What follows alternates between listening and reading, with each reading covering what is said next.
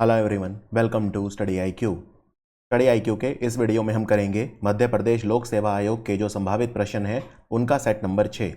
इससे पहले 5 set upload हो चुके हैं, आपको वो देखने हैं। अगर आपने नहीं देखे हैं उसके बाद आपको सेट 6 देखना है। तो चलिए वीडियो को शुरू करते हैं। मैं आपको बता दूं, मध्य प्रदेश के जितने भी एग्जाम हैं उन सब के लिए हमारे कोर्सेज आते हैं, जैसे व्यापम, लोक सेवा आयोग का, MPSSC, जुडिशरी का एग्जाम, TET, टीचर्स की रिक्रूटमेंट, एक अलग से मध्य प्रदेश जीके का कोर्स भी आता है। इन कोर्सेज को सब उन फैकल्टी ने तैयार किया है जो या तो एग्जाम के टॉपर रहे हैं या जिन्हें बहुत ज़्यादा एक्सपीरियंस रहा है। सो मध्य प्रदेश से जुड़ा कोई भी आप हमारा कोर्स खरीदना चाहते हैं तो तुरंत हमारी वेबसाइट विजिट करें studiiq.com। नीचे लिंक जो है मैंने डिस्क्रिप्शन में डलवा दिया है। आप हमारे मोबाइल ऐप भी डाउनलोड कर सकते हैं, स्टडी IQ मोबाइल ऐप, और वहाँ से भी इन कोर्सेज को परचेज कर सकते हैं। चलिए अब शुरू करते हैं वीडियो। मुख्यमंत्री शिवराज सिंह चौहान, इन्होंने कौन सा अभियान शुरू करा कोविड के बारे में जागरूकता फैलाने के लिए, और इस कैंपेन का, इस अभियान का जो मोटो था, जो ध्येय वाक्य था, वो था मेरी सुरक्षा मेरा मास्क। मेरी सुरक्षा मेरा मास्क। तो इसका नाम था संकल्प अभियान। संकल्प अभियान शुरू किया गया था और इसका पर्पज़ ये था कि कोविड की जो सेकेंड वेव है उसके बारे में जागरूकता फैलाई जाए। मुख्यमंत्री शिवराज सिंह चौहान ने जो मध्य प्रदेश का ट्राइबल अफेयर डिपार्टमेंट है, यानी जनजातीय मामलों का मंत्रालय, उसके द्वारा पब्लिश होने वाली कौन सी ऐसी पब्लिकेशन है जो रिलीज़ करी, यानी मध्य प्रदेश का ट्राइबल अफेयर डिपार्टमेंट कौन सी किताब है जो पब्लिश किया करेगा। ये किताब ट्राइबल हेरिटेज, डेवलपमेंट और सक्सेस स्टोरीज के बारे में है। मध्य प्रदेश के जनजातीय पुनर्वास, वहाँ की सभ्यता, संस्कृति, धरोहर, इनके बारे में है। तो इस किताब का नाम क्या है? इसका नाम है बांगी। तो बांगी नाम की जो पुस्तिका है ये मध्य प्रदेश के ट्राइबल अफेयर डिपार्टमेंट ने लॉन्च की थी।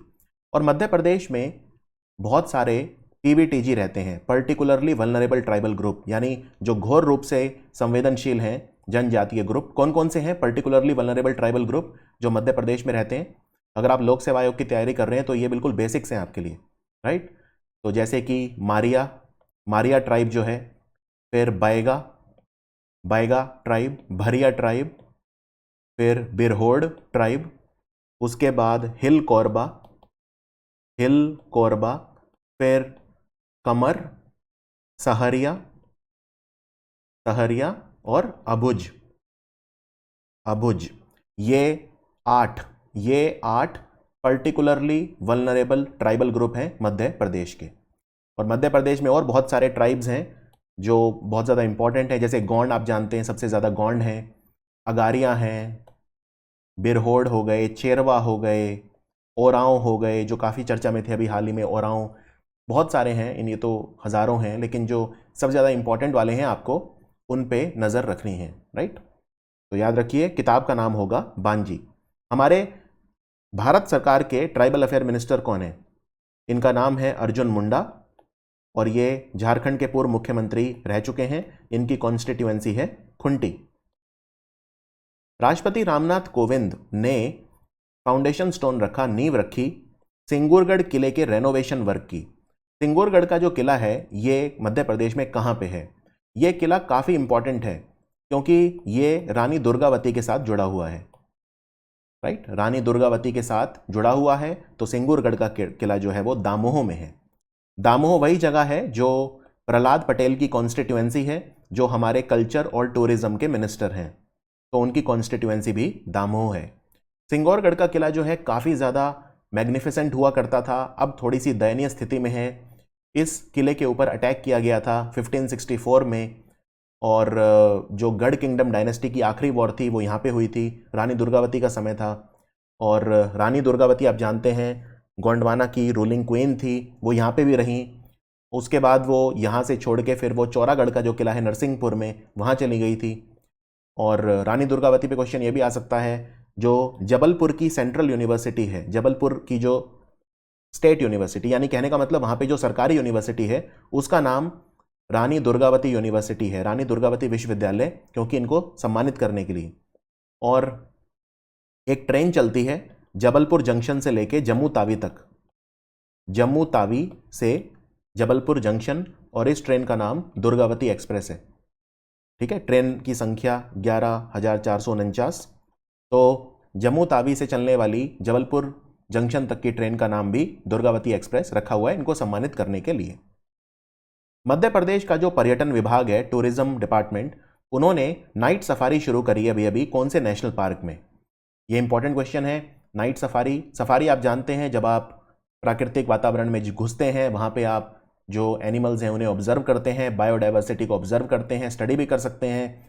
तो नाइट सफारी अभी अभी मध्य प्रदेश में 3 जगह शुरू हुई है, Bandhavgarh national park, Kanha national park और पेंच नेशनल पार्क। तो आंसर है all of the above. Kanha national park आप जानते हैं मध्य प्रदेश का जो स्टेट एनिमल है, उसके लिए जाना जाता है, जिसे हम बारहसिंगा बोलते हैं, उसके लिए जाना जाता है।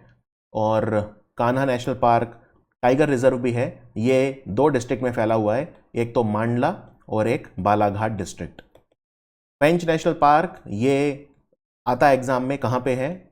सियोनी डिस्ट्रिक्ट में है। ये इसलिए आता है पेंच नेशनल पार्क क्योंकि यहीं पे जो रुडयार्ड किपलिंग हैं उन्हें जंगल बुक लिखने की प्रेरणा यहीं से मिली थी।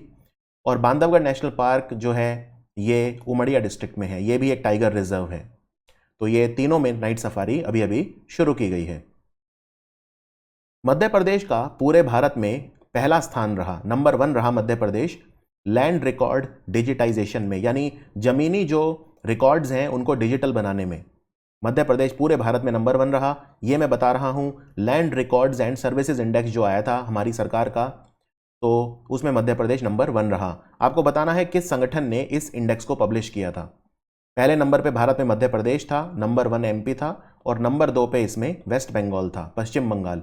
ये 2 राज्य हैं भारत के जो ज़मीनी रिकॉर्ड्स को डिजिटल करने के मामले में, कंप्यूटराइज करने के मामले में नंबर 1 है।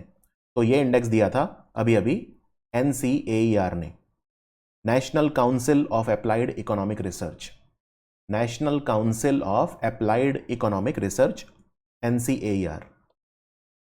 कौन सी पहल है जो मध्य प्रदेश की सरकार ने शुरू करी है अभी अभी, जिसमें जो योगा टीचर हैं उनको कोविड के बारे में कौशल विकास उनका किया जाएगा? क्योंकि योगा टीचर जो हैं उन्हें कोविड के बारे में ज़्यादा जानकारी नहीं है कि कोविड के समय में अगर कोई पेशेंट ऐसा है जो होम आइसोलेशन में है या क्वारंटीन में है, तो हम उसको इस तरह का योगा कैसे सिखाएं जिससे हमारी रोग प्रतिरोधक क्षमता बढ़े, इम्यूनिटी बढ़े। तो उस सब के बारे में पहले मध्य प्रदेश की सरकार योगा टीचर्स को प्रशिक्षण देगी, जिससे फिर वो आगे जनता को प्रशिक्षण दे सकें। तो इस पहल का नाम रखा गया है अभी अभी, याद रखिए, इसका नाम है योग से निरोग, योग से निरोग। तो ये पहल अभी अभी मध्य प्रदेश की सरकार ने शुरू करी है, योग से निरोग। और हमारे योगा के मंत्री कौन है अगर पूछें? एक्चुअली योगा के लिए एक अलग मंत्रालय है पूरा, आयुष मंत्रालय, और आयुष मंत्री हमारे इस समय है किरण रिजिजू। पहले थे श्रीपद यशो नायक, लेकिन फिर उनका एक्सीडेंट हो गया था, फिर किरण रिजिजू को बनाया गया था जो हमारे खेल मंत्री भी हैं। योग से निरोग। अभी अभी all India state judicial academies director retreat ये ऑर्गेनाइज किया था और इसका इनॉग्रेशन किया था प्रेसिडेंट रामनाथ कोविंद ने। बेसिकली भारत में 24 स्टेट जुडिशियल अकेडमी हैं, जैसे राजस्थान जुडिशियल अकेडमी, जोधपुर जैसे मध्य प्रदेश की हो गई, यूपी की हो गई। तो जितनी भी स्टेट जुडिशियल अकेडमी हैं, राइट, जहाँ पे जजेस की ट्रेनिंग दी जाती है, उनके डायरेक्टर सब आए थे यहाँ पे। ठीक है, तो ये रिट्रीट हुआ था 6 और 7 मार्च 2021 को। कहाँ पे हुआ था ये? तो याद रखिए, ये हुआ था जबलपुर में। तो जबलपुर में ऑर्गेनाइज किया गया था all India state judicial academies directors retreat. Madhya Pradesh का कौन सा शहर है जिसका नाम बदलकर नर्मदापुरम रख दिया जाएगा? ऐसा अनाउंसमेंट किया था, अभी ऑफिशियली नहीं हुआ है लेकिन अनाउंसमेंट हो गई थी। शिवराज सिंह चौहान ने एक रैली में ऑर्गेनाइज जो की थी उसमें ये घोषणा की थी। तो ये होगा नर्मदापुरम नाम इसका, और ये किसका नाम रख दिया जाएगा? होशंगाबाद। होशंगाबाद का नाम बदलकर अब नर्मदापुरम हो जाएगा। होशंगाबाद का नाम होशंग शाह के नाम पे रखा है, जो कि एक इन्वेडर था, अटैकर था। तो उनका कहना है कि इसका नाम मां नर्मदा के नाम पे रखा जाए, क्योंकि नर्मदा नदी के किनारे है होशंगाबाद, बजाय इसके कि किसी जिसने आक्रमण किया होशंग शाह के नाम पे रखा हुआ है। तो इसका नाम हो सकता है बहुत जल्दी नर्मदापुरम। मध्य प्रदेश की सरकार ने डिसाइड करा है कि कौन से शहर में केंद्रीय मंत्री, पूर्व केंद्रीय मंत्री, अब तो इस दुनिया में नहीं हैं, स्वर्गवासी हैं। सुषमा स्वराज जी, इनका बुत बनेगा, इनका स्टैचू बनाया जाएगा, तो ये बनाया जाएगा विदिशा में। विदिशा एक काफ़ी इंपॉर्टेंट जगह है मध्य प्रदेश में, और मध्य प्रदेश में यहाँ सुषमा स्वराज जी ने जो लोकसभा का चुनाव है वो लड़ा था और जीता भी था 2014 और 2019 में। तो यहीं से उन्होंने अपने जीवन के आखिरी 2 चुनाव लड़े थे। और विदिशा इसलिए भी मशहूर है क्योंकि यहाँ पे उदयगिरी की गुफाएं हैं। उदयगिरी की लगभग 20 गुफाएं हैं जिनमें हिंदू और जैन 2 स्कल्पचर से एसोसिएटेड हैं। हिंदू धर्म और जैन धर्म की गुफाएं, उदयगिरी की गुफाएं तो विदिशा में हैं। एक बहुत फेमस व्यक्ति हैं विदिशा के जिनका नाम है कैलाश सत्यार्थी। कैलाश सत्यार्थी नोबेल शांति पुरस्कार इन्हें मिला हुआ था। इनका एक एनजीओ चलता है बचपन बचाओ आंदोलन, जिसमें इन्होंने कम से कम 60 से 70 हज़ार बच्चों का जो जीवन है वो संवारा है, उनको बंधुआ मजदूरी और बाल मजदूरी से बाहर निकाला है। सो वो भी विदिशा में जन्म हुआ था उनका, विदिशा से हैं वो। तो याद रखिए आंसर है विदिशा। मध्य प्रदेश की सरकार भारत का पहला डकैत म्यूजियम बनाएगी, यानी डेकॉइट्स का म्यूजियम। तो ये कहाँ बनेगा और क्यों बनेगा, दोनों आपको बताना है। तो याद रखिए ये जो म्यूजियम बनेगा वो भिंड में बनेगा। आपने अक्सर फिल्मों में सुना होगा चंबल के डाकू। बेसिकली चंबल में बीहड़ हैं बहुत सारे, रेत के टीले वगैरह होते हैं, वहाँ पे कृषि भी संभव नहीं है। वैसे अभी एक वर्ल्ड बैंक का प्रोजेक्ट आ रहा है जिसमें इन बीहड़ को समतल करके वहाँ पे खेती करवाई जाएगी। तो भिंड आंसर है। बहुत सारे ऐसे डाकू हैं जो बहुत फेमस हुए, जैसे फूलन देवी, जैसे कि पान सिंह तोमर, जैसे कि निर्भय गुज्जर, मलखान सिंह वगैरह। तो इन सब का इतिहास वहाँ पे दिखाया जाएगा। और बहुत सारे पुलिस ऑफिसर्स हैं जिनकी शहादत हुई थी, उनको भी याद किया जाएगा इस संग्रहालय में। तो भारत का पहला डकैत संग्रहालय यानी डेकॉइट म्यूजियम बनेगा भिंड में। हमारे रक्षा मंत्री राजनाथ सिंह ने उद्घाटन किया 57,000 वाटर स्ट्रक्चर जो कंस्ट्रक्ट किए गए हैं मध्य प्रदेश में। इस अभियान का नाम क्या है? तो जल संरक्षण के लिए, मध्य प्रदेश में जल संरक्षण के लिए एक योजना चल रही है।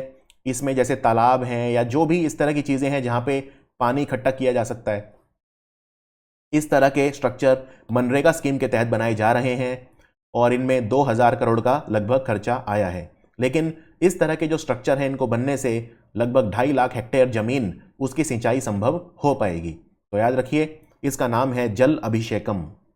जल अभिषेकम।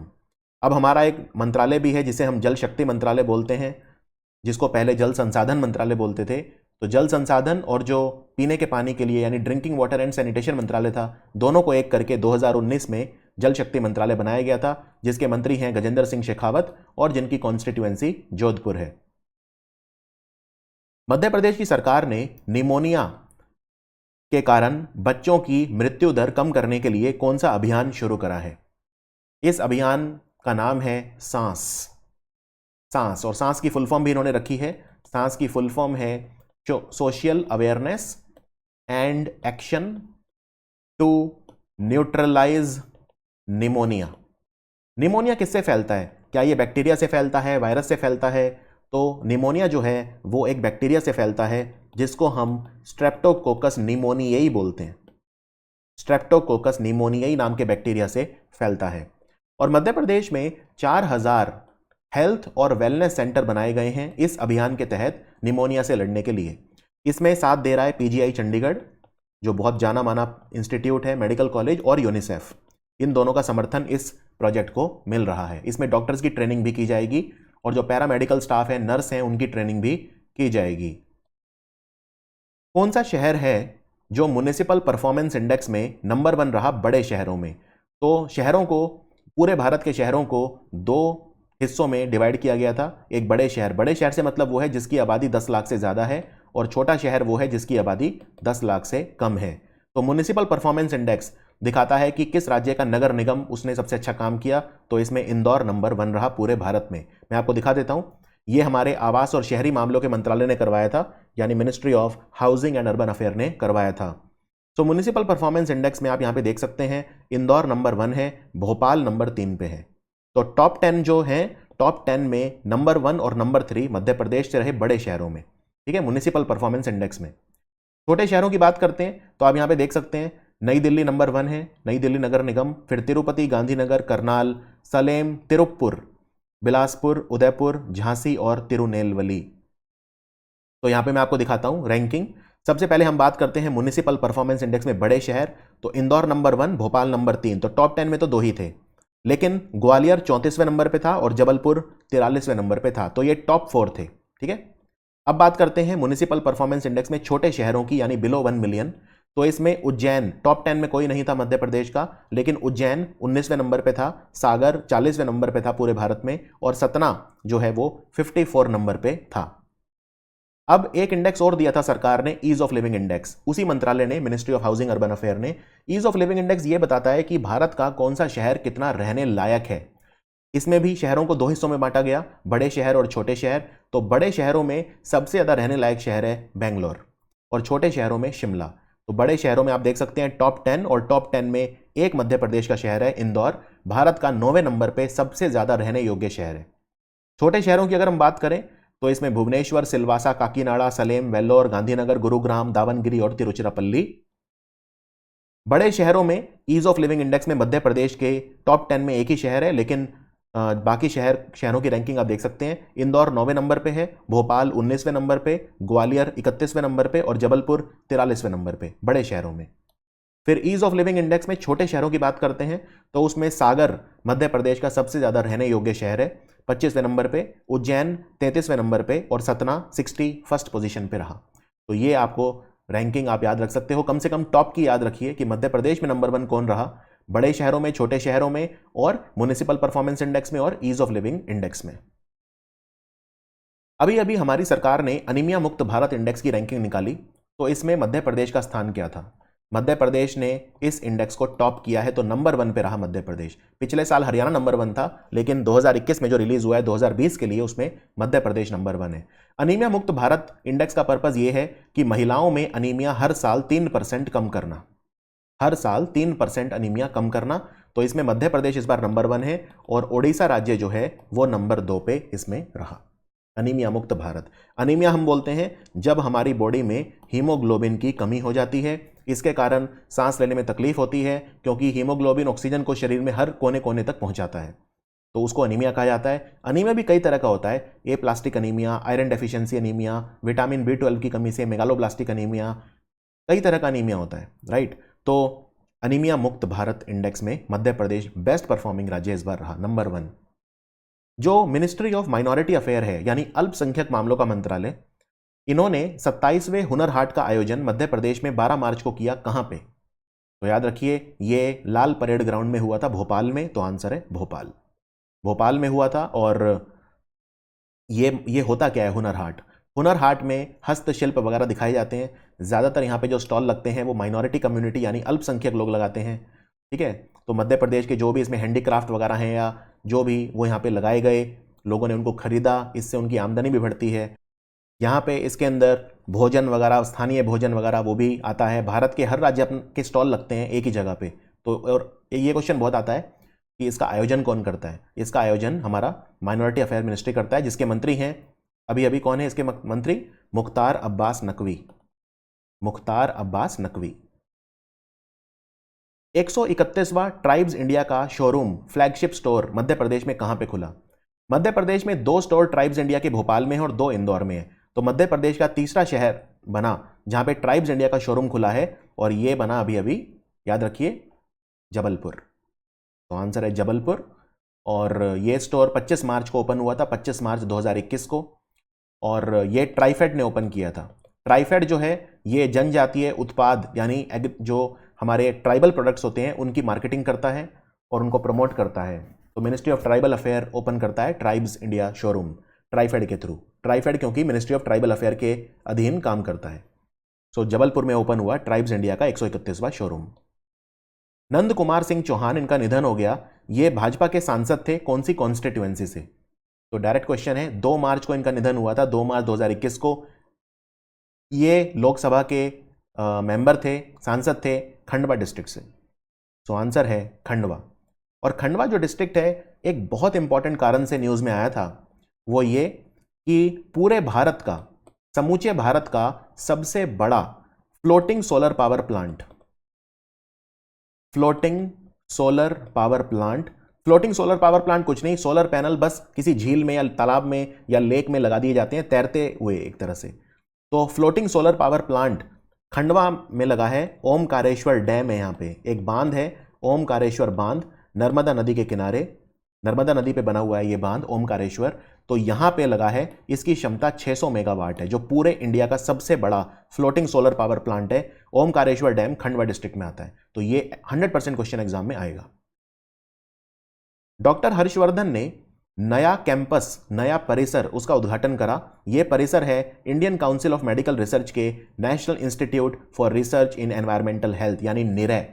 निरय जो संस्थान है बहुत बड़ा संस्थान है, ये भोपाल में सेटअप किया गया था 11 अक्टूबर 2010 को, और ये Indian council of medical research का 31वां रिसर्च सेंटर है भारत में, 31वां परमानेंट रिसर्च सेंटर है निरय। ये एनवायरमेंटल हेल्थ पे रिसर्च करता है। अब इसका नया कैंपस बना है, तो कहां पे बना है? ठीक है, इसका नया कैंपस जो इनॉग्रेट हुआ है वो कहां हुआ है? तो वो भी भोपाल में हुआ है। तो आंसर है इसका भोपाल।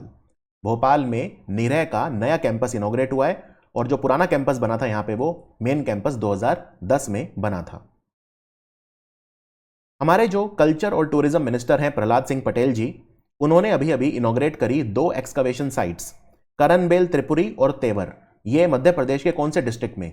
एक्सकवेशन साइट मतलब होती हैं यहां पे अब खुदाई करी जाएगी हमारे पुरातत्व विभाग के द्वारा, जिसे हम आर्कियोलॉजिकल सर्वे ऑफ इंडिया बोलते हैं, भारतीय पुरातत्व सर्वेक्षण। आर्कियोलॉजिकल सर्वे ऑफ इंडिया जो है इसकी डायरेक्टर हैं इस समय मिसेज वी विद्यावती, और ये 2 जगह पे खुदाई शुरू करेगा मध्य प्रदेश में। एक है करनबेल त्रिपुरी और एक है तेवर, और ये दोनों हैं जबलपुर में। यहां पे आपको बता दूं, जबलपुर अगस्त 2020 में एक नया खुदाई के लिए सर्कल बना था। आर्कियोलॉजिकल सर्वे ऑफ इंडिया ने अगस्त 2020 में नए सर्कल बनाए थे भारत में जहां पे खुदाई होगी, जैसे हम्पी, रायगंज, राजकोट, त्रिची, झांसी, मेरठ वगैरह। तो उनमें टोटल 7 बने थे नए सर्कल, और उनमें एक जबलपुर भी था। ठीक है, आर्कियोलॉजिकल सर्वे ऑफ इंडिया का नया जो खुदाई केंद्र है वो जबलपुर बना था, 7 में से एक मध्य प्रदेश में था, और जबलपुर में अब 2 जगह खुदाई होगी, करनबेल त्रिपुरी और तेवर। तो ये था हमारा मध्य प्रदेश के लोक सेवा आयोग के संभावित प्रश्नों का सेट नंबर 6। बहुत जल्दी आपसे मिलूंगा सेट नंबर 7 में। और याद रखिए, हमारे जो पेड कोर्स आते हैं विभिन्न एग्जाम्स के लिए आते हैं, मध्य प्रदेश लोक सेवा आयोग, जुडिशियरी, एसएससी, व्यापम, टीईटी की परीक्षा इत्यादि के लिए मध्य प्रदेश जीके का एक अलग से भी कोर्स आता है। अगर आप हमारा कोई भी कोर्स खरीदना चाहते हैं तो हमारी वेबसाइट विजिट कर सकते हैं। इन कोर्सेज में वीडियोस के अलावा आपको पीडीएफ भी मिलेंगे, क्रक्स मिलेगा, क्विज मिलेंगे, असाइनमेंट्स मिलेंगे, बहुत कुछ है इनमें। घर बैठे आप तैयारी कर सकते हैं। बहुत ही हाई क्वालिटी एक्सपीरियंस फैकल्टी ने तैयार किए हैं। स्टडी आईक्यू की क्वालिटी आप जानते हैं, 20,000 से ज़्यादा हमारे चैनल पे वीडियो पड़े हुए हैं। आप उन्हें देख के डिसाइड करें आराम से, कोई जल्दी नहीं है, आपके कैरियर का सवाल है। और ये है स्मार्ट कोर्सेज, ये हमारी ऐप पर भी अवेलेबल है, और आप इन्हें बड़ी स्क्रीन पे भी देख सकते हैं हमारी वेबसाइट पे studyIQ.com पे। तो बिग स्क्रीन पे भी ये अवेलेबल है। कोई भी कोर्स खरीदना चाहें तो लिंक मैंने नीचे डिस्क्रिप्शन में दे दिया है, आप वहां पे जाके इन्हें बाय कर सकते हैं। मिलते हैं फिर आपसे सेट नंबर 7 में। Thank you for watching study IQ।